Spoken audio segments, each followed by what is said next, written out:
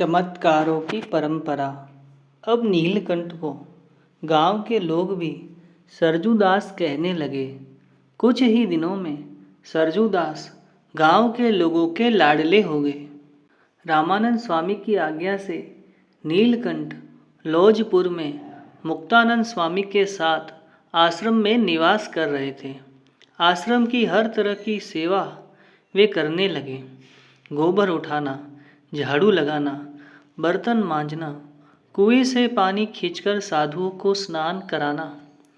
नीलकंठ कंधों पर कांवर उठाकर भिक्षा मांगने भी जाने लगे। भिक्षा के लिए वे गांवों में घूमते, तब रामकृष्ण धुनी धुनी, रामकृष्ण धुनी धुनी का मधुर उद्घोष करते रहते थे। यह उनका प्रातः क्रम था।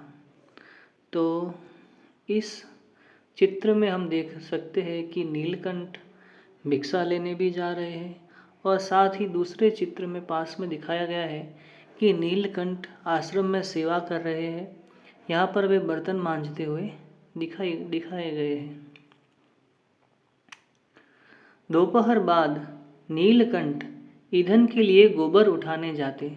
सारा गांव घूमकर वह गोबर इकट्ठा करते और उसके उपले थपाकर उनमें से आश्रम के ईंधन के अतिरिक्त तीसरा भाग गांव के लोगों को दे देते।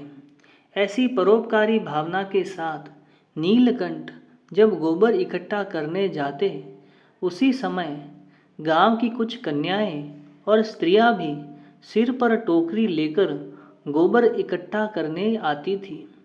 गांव की गलियों में जहां भी गोबर पड़ा दिखता, सभी स्त्रियां उसी ओर दौड़ती। उन सभी को नीलकंठ कभी कभी अपनी योग शक्ति का परिचय करवाते। जैसे ही कन्याएं गोबर उठाने झुकती कि उन्हें गोबर में ब्रह्मांड की रचनाएं दिखाई पड़ती। नदी, नाले, पर्वत, खाई, जंगल, बादल, बिजली आदि ब्रह्मांड की सृष्टि देखकर स्त्रियां दूर चली जाती। ऐसी निम्न प्रकार की सेवा करके नीलकंठ सभी को सेवा का उच्च आदर्श सिखाते। लौज गांव से 2 कोस दूर सील गांव था। सील गांव में 2 हरिभक्त रहते थे। उन्होंने अपनी बाड़ी में खीरा बो रखा था। उन्होंने सोचा कि ये सारे खीरे मुक्तानंद स्वामी को देकर गुरु रामानंद स्वामी के लिए खीरे का अचार बनाने दे दे। यह सोचकर वे मुक्तानंद स्वामी के पास आए। उन्होंने मुक्तानंद स्वामी से कहा, हमारी बाड़ी में बहुत खीरे हुए हैं। आप 10-12 हरिभक्त भेजकर अच्छे अच्छे खीरे मंगवा लीजिए। हमारी इच्छा है कि इन खीरों को सुखाकर रामानंद स्वामी को अचार दें। यह सुनकर मुक्तानंद स्वामी ने सुखानंद जी से कहा, आप इसी समय सील गांव जाइए और 10-12 हरिभक्तों को खीरे लेने के लिए भेज दीजिए। ये बातें नीलकंठ वर्णी ने सुनी।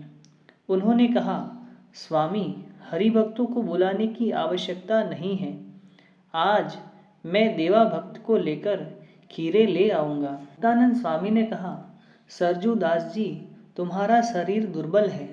2 कोस की दूरी से 15-20 मन का बोझ ढोकर लाना 2 आदमियों का काम नहीं है। इसलिए 2-5 और हरिभक्त साथ में ले जाइए।